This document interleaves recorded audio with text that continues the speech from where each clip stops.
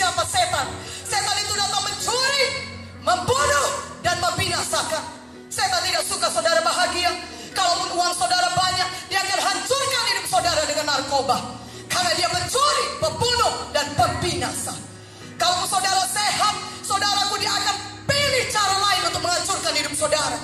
Walaupun saudara punya rumah tangga, dia akan cari cara menghancurkan rumah tangga saudara. Kenapa? Karena setan itu mencuri, membunuh, dan membinasakan. Tapi sambungannya ayat 10b, Tuhan berkata, Yesus datang, aku datang, supaya engkau beroleh hidup yang kelimpahan. Katakan amin. Walaupun setan berusaha membinasakan saudara, tetapi karena Yesus telah menang di kayu salib, dia mati dan dia bangkit kembali dari maut, maka kemenangan Yesus adalah kemenangan saudara juga. Oh, kurang kuat amin yang katakan amin. Haleluya. Kolose 2:15 berkata, Yesus telah melucuti semua para pemerintah dan penguasa-penguasa, masuknya roh-roh jahat di udara. Saudaraku, kemenangan Yesus adalah kemenangan saudara. Katakan amin. Untuk itulah dia menyertai saudara. Dia berkata, jangan takut. Ibrani 13 ayat 56. Jangan takut.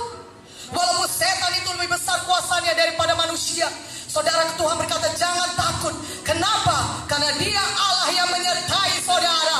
Yang di dalam saudara lebih besar daripada semua roh-roh jahat di dunia ini. Mana amin yang lebih kuat? Amin ya. Haleluya. Maka saudara, mujizat yang terbesar apa? Yohanes 1 ayat 12 berkata, barang siapa yang menerimanya, diberinya kuasa menjadi anak-anak Allah. Oh, haleluya. Haleluya.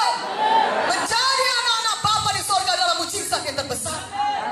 Tidak ada seorang pun yang datang kepada Bapa kecuali melalui Yesus. Yohanes 14 ayat 6 berkata, akulah jalan dan kebenaran hidup.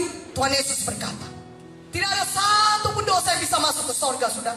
Walaupun saudara belum pernah merampok bank, membunuh orang, ataupun mencelakai orang, saudara belum pernah melakukan dosa-dosa demikian, saudara berkata, firman Tuhan berkata, tidak ada satu dosa pun yang bisa masuk ke sorga. Sorga begitu kudus, saudara, dan upah dosa pasti mau.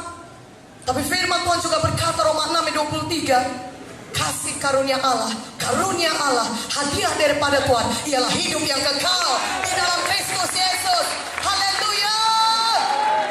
Saudara tidak perlu mati karena dosa-dosa saudara.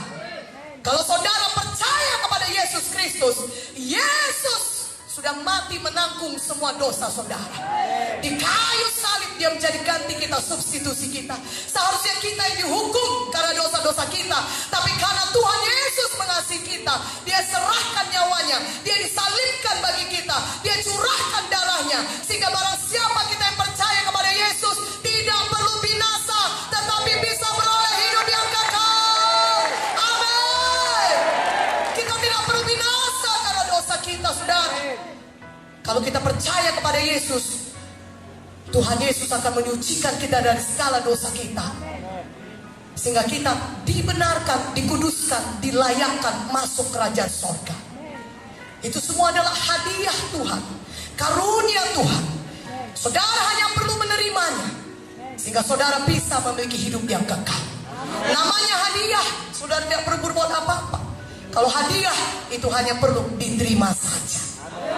Itulah sebabnya Tuhan Yesus berkata, saudaraku, barang siapa yang percaya kepadaku, Tuhan berkata, saudaraku, Yohanes 3:16, karena begitu besar kasih Bapa akan dunia ini, sehingga dia mengaruniakan anaknya yang tunggal, ke dalam dunia itu mati bagi kita, bangkit kembali, supaya kita percaya kepada yang tidak binasa, mereka beroleh hidup yang kekal. Malam ini saudara, pastikan saudara sudah selamat, tidak lagi kehilangan jiwa saudara, tapi sudah selamat, sudah lahir baru, sudah punya Yesus dalam hati saudara. Katakan amin. Haleluya. Saudara mau Allah Immanuel, Allah yang menyertai saudara, tidak pernah meninggalkan saudara. Saudara harus malam ini buka hati saudara, persilahkan Yesus masuk dalam hati saudara. Katakan amin. Haleluya. Haleluya. Dalam firman Tuhan berkata, bagaimana kita diselamatkan? Roma 10:9-10 berkata, jikalau engkau percaya dalam hatimu bahwa Yesus adalah Tuhan dan mengaku dengan mulutmu bahwa Tuhan Yesus sudah mati dan dibangkitkan kembali pada hari yang ketiga, maka engkau akan diselamatkan. Katakan amin. Ketika kita mengaku dengan mulut kita dan mempersilahkan Yesus masuk dalam hati kita, maka kita akan menerima hidup yang kekal. Amin. Firman Tuhan berkata dalam 1 Yohanes 5 ayat 11 sampai 12, barang siapa memiliki Yesus, dia memiliki hidup yang kekal. Barang siapa memiliki anak, anak itu huruf besar. Artinya barang siapa memiliki Yesus, dia memiliki hidup yang kekal.